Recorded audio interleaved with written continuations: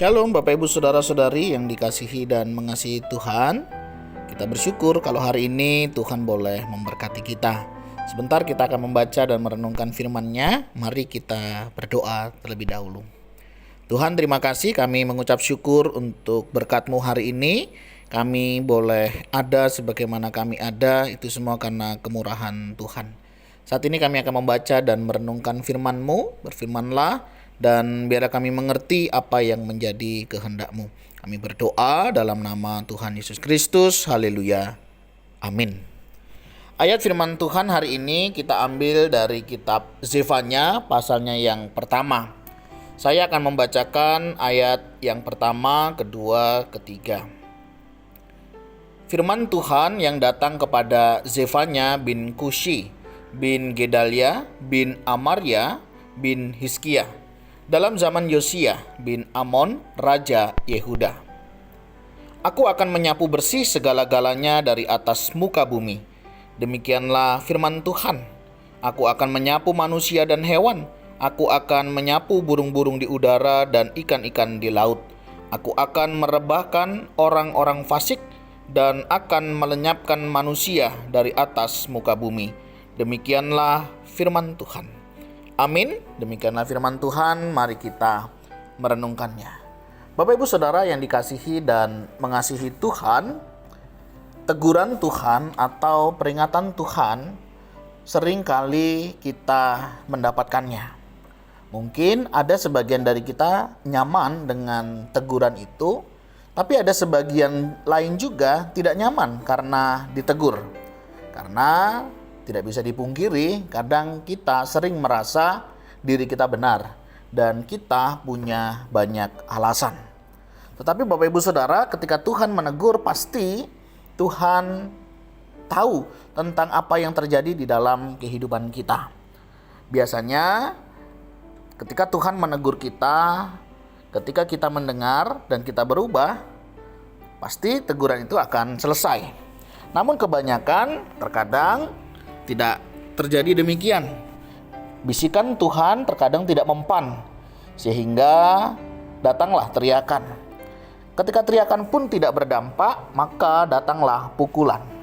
Nah, hal ini juga sangat mungkin terjadi kepada orang-orang pada saat itu, di mana Zefanya Tuhan pakai sekali lagi untuk mengingatkan umat, orang-orang yang dikasihi Tuhan.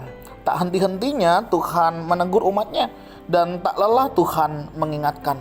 Kenapa Bapak Ibu Saudara Tuhan tak lelah tak henti-hentinya menegur umatnya?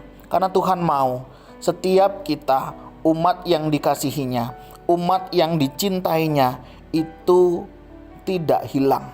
Kita tidak semakin tersesat, karena Dia mau kita mengakhiri kehidupan kita dengan baik.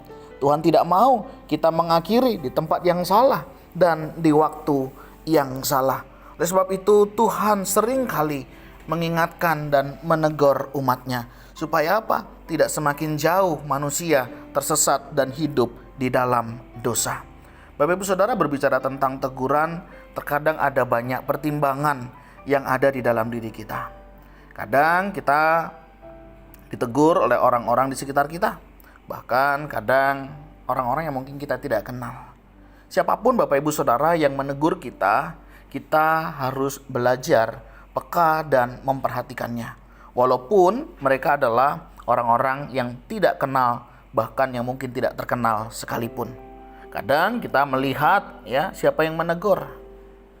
Tapi Bapak Ibu Saudara, ketika kita melihat siapa yang menegur, seringkali kita tidak begitu mengindahkannya. Karena apa? Karena kita tidak mengenal, atau karena mereka tidak mengenal kita. Padahal Tuhan bisa memakai siapa saja untuk menegur kita.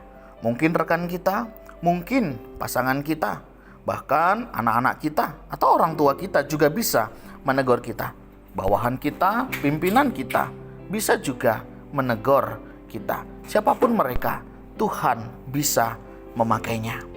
Menjadi tantangan yang kedua adalah seringkali orang tidak mau ditegur karena cara orang menegurnya tidak enak. Bapak Ibu Saudara, memang tidak bisa dipungkiri. Kadang kita merasa saya mau sih diingatkan, saya mau sih ditegur begitu ya. tetapi caranya dong. Bapak Ibu Saudara, ketika kita yang ditegur begitu ya, menyadari bahwa diri kita sesungguhnya seharusnya bisa menerima semuanya ini. Kenapa? Karena kita melihat apa sih isi daripada teguran itu, yang itu jauh lebih penting ya. Memang cara penting, tetapi isi juga tidak kalah penting. Jangan hanya gara-gara cara kita abaikan, padahal isinya benar. Nah, Bapak Ibu Saudara, berbicara tentang kitab Zefanya hari ini, kita diingatkan bagaimana Tuhan tak henti-hentinya menegur umatnya, dan Dia tak lelah mengingatkan dengan harapan supaya umatnya kembali kepadanya.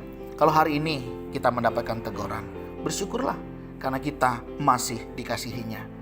Bayangkan ketika tidak ada lagi orang yang mau menegur kita, membiarkan kita hidup di dalam kesalahan kita, apa yang terjadi? Kita akan semakin tersesat dan kita akan semakin terhilang. Mari siap sedia menerima setiap teguran, karena kita menyadari kita bisa jatuh, kita bisa tersesat lebih dalam. Dan kiranya setiap kita boleh membuka hati kita. Kita boleh merendahkan hati kita, sehingga kita bisa diperbaiki dari hari ke hari. Tuhan, terima kasih. Engkau sudah memakai banyak orang. Engkau sudah memakai banyak peristiwa untuk mengingatkan, untuk menegur setiap kami. Kami sadar kami masih sering gagal di dalam kesetiaan, taatan. Tuhan, ampuni kami. Tolong kami ya Tuhan, untuk kami boleh hidup seturut dengan kehendak-Mu.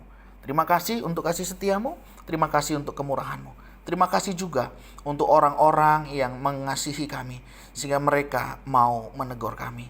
Tolong kami ya Tuhan, mampukan kami, sehingga kami boleh melakukan apa yang menjadi kehendak-Mu di dalam hidup kami. Kami berdoa di dalam nama Tuhan Yesus Kristus. Haleluya. Amin.